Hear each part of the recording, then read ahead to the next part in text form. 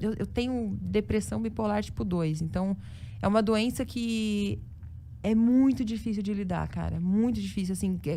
Para as pessoas que estão em volta te entenderem, tem que ser pessoas que realmente gostam muito de você e têm muita paciência.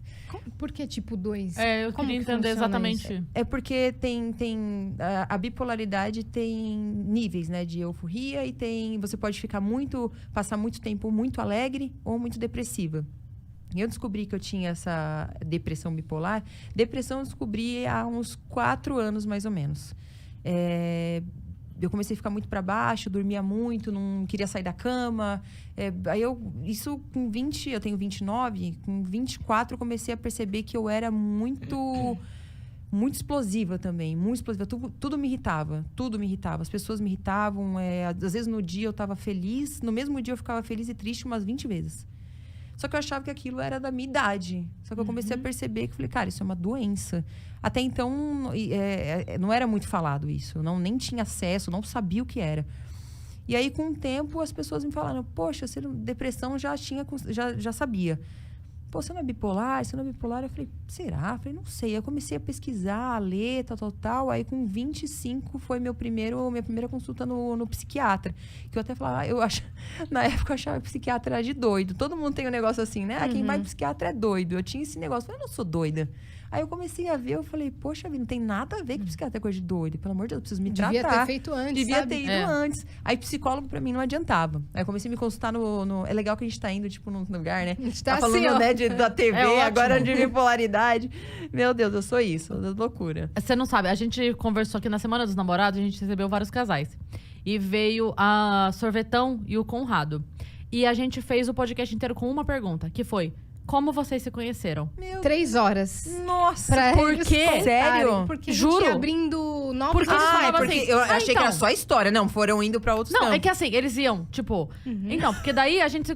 daí a gente foi fazer um show não sei onde. Inclusive, nesse show, aí... A Xuxa. Bro, entendeu? E eles Eu não se... adoro. Aí eles ficavam assim, caramba, a gente não consegue. Parecia How I Met Your Mother, sabe? Que não chega, nunca. Aí acabou o podcast, falou, então, enfim, não sabemos como vocês se conheceram. Volta semana que vem. Não, é Foi sério. tipo isso. Eu sei que a gente ria muito, eles ficavam assim, cara, a gente não consegue. Aí eles já estavam incomodados. A gente falou, mas a gente tá amando. Continua, tá incrível. Foram 3 horas deles contando. E eles só responderam essa pergunta. Aí eles chegaram, a gente falou, A gente ama essas ramificações, como né? vocês se conheceram? E aí teve uma hora que eu até falei, gente, é um podcast de uma pergunta só. E eles, cara, eu não acredito, a gente não consegue responder. A gente Gente ama do assim. céu, mas eu sou assim... Prossiga. Mas é maravilhoso. Na vida, maravilhoso. quando uma pessoa começa com um assunto comigo, eu falo 30 coisas, depois eu volto no primeiro assunto que voltou no último, a pessoa fala, calma, aonde você tá? O que você tá falando? O meu áudio WhatsApp, você não se entende nada. Onde eu te perdi, né? Meu Deus! Eu parei 3 quadros atrás. Eu não tô... Eu fico mal comigo mesma, depois eu não me entendo. Eu falo, eu não sei nem que o assunto, onde era mesmo? O importante é voltar no assunto inicial. Então pode continuar E se a indo. gente tá esquece bom. alguma coisa, a galera do chat grita. Faltou falar tal coisa, eles lembram. Tá. Você O lance foi é- diagnosticada. Diagnosticada aí com 25, passei algumas crises, tinha algumas crises de vontade de quebrar tudo, de vontade de quebrar a mesmo? casa. Às vezes eu queria só quebrar a cozinha inteira. Eu falei, gente, isso não é Do nada? do nada. Eu falei, isso não é um ser humano, não. Eu falei, só um bicho. Eu falei, o que é isso? Eu falei, meu Deus, preciso me cuidar. Aí fui no psiquiatra e ele conversou comigo umas 2 horas, me explicando o lance químico, né? O que falta de química, o que chega com dificuldade no meu cérebro para eu ter todo esse problema, esse sentimento. Então, ele me explicou de uma forma bem racional, tentei entendê-lo ali. E aí, aceitei um tratamento. Então, desde os 25 anos, me medico. Se eu não tomar remédio, o meu convívio social é impossível. Não consigo, não adianta. Não consigo conviver com pessoas. Então, o uso de remédio... E o difícil, meu organismo, ele se adapta muito fácil aos remédios. Então... Tem que trocar. Tem que trocar toda hora. E a adaptação para um novo tem vários efeitos colaterais. Então, assim, às vezes me causa enjoo, às vezes fica mais irritada. Às vezes eu percebia que eu não tinha muitos amigos, que eu, às vezes, tinha rompantes de raiva. E eu não conseguia entender o que causava isso. Às vezes, as pessoas não conseguiam ficar perto de mim. Porque eu tinha isso. Eu falei, poxa, quero me tratar, quero ser uma pessoa melhor. E fui buscando autoconhecimento, fui buscando tratamento. Então, hoje, continuo trocando de medicação. Além da medicação, tem outro tipo de tratamento? Não, então, eu sempre busco, hoje, estudar muito as pessoas, assim. Eu tento olhar para as pessoas de um modo diferente, tentando vê-las de uma forma como se fosse um raio-x, assim, tentando entender as atitudes dela, baseando nas atitudes que eu já tive, sabe? Uhum. Então, eu tenho o meu método, assim, que é um jeito que eu aprendi para me blindar, para não explodir e para ter paciência e empatia com o próximo. Certo. Então, eu fico todo dia em trabalho constante, me tratando. Mas eu tenho gatilhos, assim, também. Tenho coisas que eu tenho que me controlar muito. Eu tenho muita vontade de falar as coisas também. A alimentação influencia nesse tratamento? Ou atividades complementares, tipo esporte? Sim, atividade física. É sempre bom, acho que pra todo mundo, né? Se manter em movimento, assim, independente. Não precisa ser, eu sempre deixo lá no meu Insta, se movimente, independente. Não são só musculação, vá nadar, vá correr. Qualquer coisa que te faça bem. Porque a pessoa começa a ficar... Esses tempos eu fiquei 1 mês em casa, porque eu tive uma crise muito forte. Até foi publicamente, foi aberto isso. As pessoas ficaram muito preocupadas, assim. Eu chorei muito nos stories, porque eu já não estava aguentando. Escrevi abertamente para as pessoas que eu já tive várias vezes vontade de tirar minha vida. Eu deixei isso bem claro para as pessoas, porque às vezes elas olham ali pelos stories e minhas fotos, acham que minha vida é perfeita.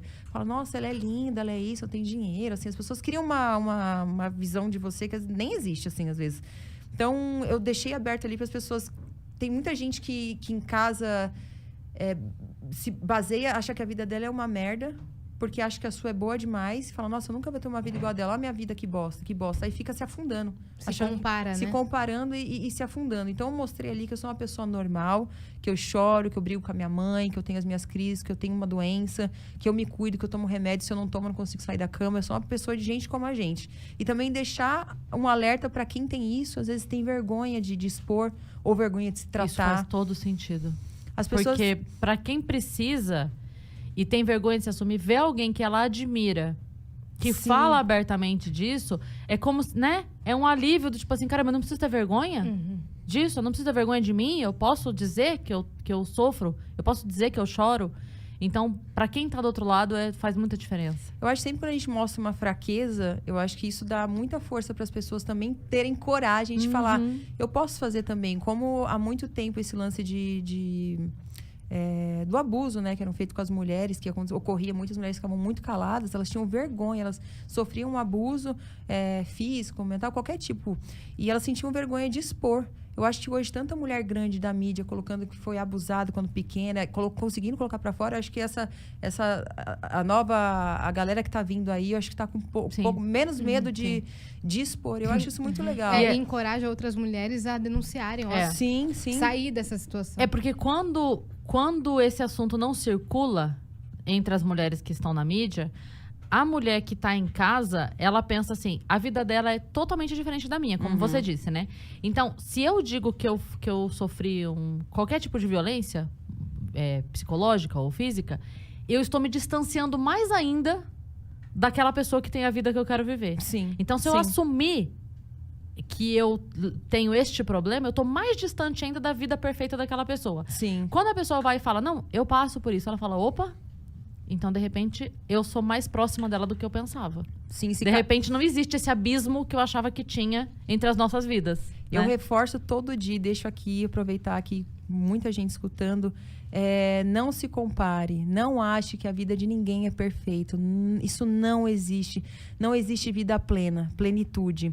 Ou você tem problema familiar, ou você tem algum problema com você, uma questão psicológica, ou você tem um problema financeiro. A gente também passa problemas financeiros. Acho que essa pandemia foi difícil para todo mundo. Então, assim, deixar as pessoas... Porque esse problema de se comparar tem causado um problema psicológico em muita gente. Principalmente lance de corpo. Nessa pandemia, eu usei um remédio, quetiapina, que eu ganhei 10 quilos. E eu acho que esse movimento de aceite o seu corpo como tem que ser, tá tão forte também, que eu sempre mantive assim, corpo na academia, porque eu vim da época do pânico. E a gente sabe como era aquela era, né? Hoje eu acho que um programa desse não teria mais o sucesso que teve. Eu acho que ele não se encaixa mais nos padrões, né, de hoje em dia. Mas naquela época... eu sempre me cuidei, fui pra academia não pra manter o corpo perfeito, mas para me exercitar. E minha mãe e meu pai sempre tiveram uma genética de serem muito magrinhos. Então, a minha família toda. Então, a minha dificuldade é ganhar peso. Então, eu sempre me exercitei muito. Vim nessa leva de me manter de academia e tudo mais. Mas, depois que eu saí do pânico, eu assim, não que eu passei a comer tudo que eu gosto de comer, sem problema. Com o remédio que eu tomei por conta da bipolaridade e depressão, eu engordei eu acabei ganhando 10 quilos. Uhum. Mas não foi um problema para mim. Eu fui ótima, eu curti a minha fase, mas depois... Você se permitiu? Me permiti, tranquilo. Não tive problema. Tive, como todo mundo tem, celulite. Como todo mundo tem, eu tenho estria também. Tenho tudo que todo